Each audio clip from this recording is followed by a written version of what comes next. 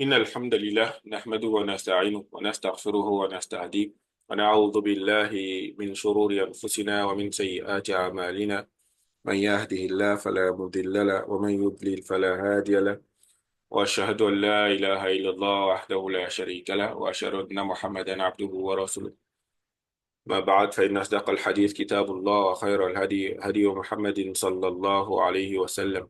وشر الأمور محدثاتها وكل محدثة بدعة وكل بدعة ضلالة وكل ضلالة في النار. أما بعد. On arrive à la troisième partie de notre cours 13 sur le pluriel.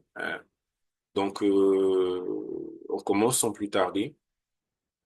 هؤلاء إخوتي وأولئك أصدقائي. Voici euh, mes frères, إخوتي وأولئك أصدقائي. Et voilà mes amis. Donc, haoula'i, comme on l'a vu précédemment dans la vidéo précédente, on a dit que c'était le pluriel de hadha et de hadhi. Donc, haoula'i ikhwati. Donc, voici mes frères. Wa ulaika asdiqa'i. Et voilà mes amis. Et ulaika, c'est le pluriel de dhalika et de tilka. Donc, c'est pour ce qui est éloigné. Donc, man ulaika rijalu tiwalu. Qui sont ces grands hommes que voilà? Hum atibba'u min Amrika. Ce sont des médecins de l'Amérique. Donc, atibba'u, c'est le pluriel de tabib. Man ulaika nisa'u. Qui sont ces femmes que voilà? Donc, an-nisa, comme on l'a vu dans la vidéo précédente, c'est le pluriel de imra'atun, qui veut dire femme. Hunna ummahatut talibat. Ce sont les mères des étudiantes. آباء الطلاب عند المدير. Les pères des étudiants sont chez le directeur. Donc, Aba'u, c'est le pluriel de Abun. Donc, Ummahat, c'est le pluriel de Aba'u tullabi indal mudiri. Les pères des étudiants sont chez le directeur. Aulaika nisa'u khalatuki ya Maryamu. Est-ce que ces femmes que voilà sont tes tantes maternelles, ô Maryam? Donc, khalat, hein, c'est le pluriel de khalatun. Les tantes maternelles, les sœurs de maman. Là, hunna ammati, non, ce sont mes tantes paternelles, donc les sœurs de papa. Donc, ammat, c'est le pluriel de ammatun, donc pour dire la sœur de papa. Haula'i atibba'u wa ulaika muhandisun. Voici des médecins et voilà des ingénieurs. Haula'i rijalu fuqara'u. Les hommes que voici sont pauvres. Wa ulaika aghniya'u. Et ceux-là sont riches. Donc, aghniya, c'est le pluriel de ghani, qui veut dire riche. Fuqara, c'est le pluriel de faqir, qui veut dire pauvre. Ulaika tullabu di'afun. Ces étudiants que voilà sont faibles. Di'af, c'est le pluriel de da'ifun, pour dire faible. Man ulaika rijalu. Qui sont ces hommes que voilà? Hum wuzara'u. Ce sont des ministres. Wuzara, c'est le pluriel de wazir. Exercice tamarine. Donc, on dit de transformer, tout comme dans les deux premières parties de notre cours, on dit de transformer le mubtada de chacune des phrases suivantes au pluriel, avec les changements qui s'imposent. Donc, dans l'exemple, on a dhalika rajulu mudarrisun. Donc, le mubtada, c'est dhalika. Si on veut le changer, tu vas voir que ça aura un impact sur tout ce qui va suivre. Donc, ça va devenir ulaika rijalu muhandisuna. Donc, du moment où le mubtada a changé, le badal aussi a changé et le khobar aussi a changé. Donc, le badal est devenu pluriel et le khobar aussi est devenu pluriel. Donc, ulaika ar-rijalu mudarrisuna. Donc, ces hommes que voilà sont des enseignants. Donc, c'est pour ça que c'est mis avec les changements qui s'imposent. Donc, quand vous allez changer le mubtada des phrases suivantes, il faudrait en tenir compte. On peut pas avoir un mubtada qui est qui est au singulier, ah, pardon, qui est au pluriel, et puis par exemple, on a un badal qui est au singulier, et puis un khobar qui est aussi au singulier. C'est pas, je pense pas que ce soit possible.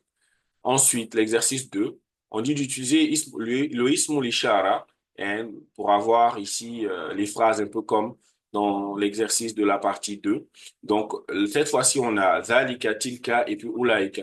Zalika, on a dit que c'était le ismul ishara, hein, de l'éloignement pour le masculin singulier. Tilka, c'était le ismul ishara de l'éloignement pour le féminin singulier. Et puis ulaika, c'était le ismul ishara de l'éloignement, que ce soit pour le masculin, que ce soit pour le féminin. Mais seulement, vous allez remarquer plus tard, je sais pas si on a déjà vu cette partie-là, mais où la ika va s'utiliser seulement pour les dotés de raison. Donc, par exemple, on aura ذلك طالب, أولئك تجار, ainsi de suite, ainsi de suite, ainsi de suite. Ensuite, l'exercice 3, on dit de donner le pluriel des mots suivants. Ensuite, l'exercice 4, c'est un exercice de lecture. Asdiqa'u, arniya'u, euh, aqwiya'u, atibba'u, fuqara'u, zumala'u, wuzara'u, ulama'u. Si vous avez remarqué ici, on a une liste de mots qui est au pluriel. Et c'est des pluriels qui se terminent par alif mamdoud. Donc, on a un alif et puis un hamza à la fin. Et donc, généralement, quand on a un pluriel qui se termine comme ça, dans la grande majorité des cas, c'est des mamnous en minastorf. Et ici, tous les mots qu'on a ici sont des mamnous en minastorf. Hein? Le mamnou en minastorf, pour la petite révision, c'est les noms qui ne prennent pas tanwin. Hein? On dit qu'un mot est mamnou en minastorf quand il prend pas tanwin. Hein? Il ne prend pas de tanwin. Ensuite, lorsqu'il doit prendre kasra, il prend un fatha, hein, à moins qu'il soit précédé par l'article al. Alors, dans ce cas, il pourra prendre fatha. Mais s'il n'est pas précédé de l'article al, alors il peut pas prendre fatha. À chaque fois qu'il devra prendre fatha, qu'est-ce que je raconte?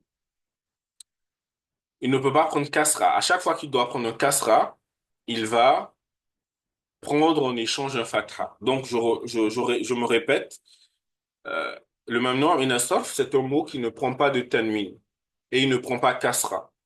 OK? Il prend un fatha en lieu et place du kasra, à moins que le mamnou min as-sarf soit précédé d'un d'un article al. S'il est précédé d'un article al, alors dans ce cas-là, il peut prendre un kasra. Mais s'il n'est pas précédé d'un article al, alors dans ce cas-là, hein, il prend un fatha en lieu et place du kasra. Ensuite, on a ici un petit récapitulatif des asma ou les shara, l'il ba'id, de l'éloignement qu'on a vu. On a vu que pour le masculin, on avait dhalika, hein, et pour le féminin, on avait tilka. Et pour le pluriel des dotés de raison, on avait ulaika.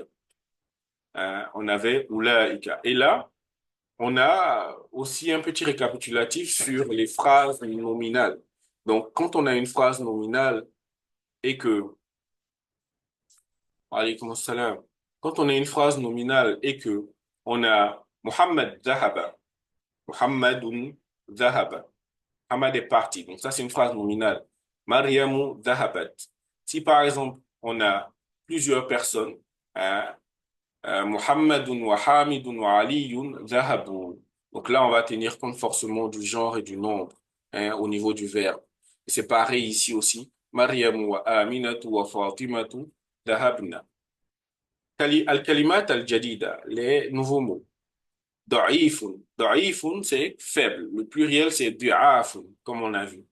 Hein? Le féminin, ça sera da'ifatun. Ensuite, ummun, une mère. Le pluriel, c'est ummahat. Ummahatun, des mères. Qawiyun, fort. Hein? Le pluriel, c'est aqwiya'u. Abun, un père. Le pluriel, c'est aba'un. Alimun, un savant. Le pluriel, c'est ulama.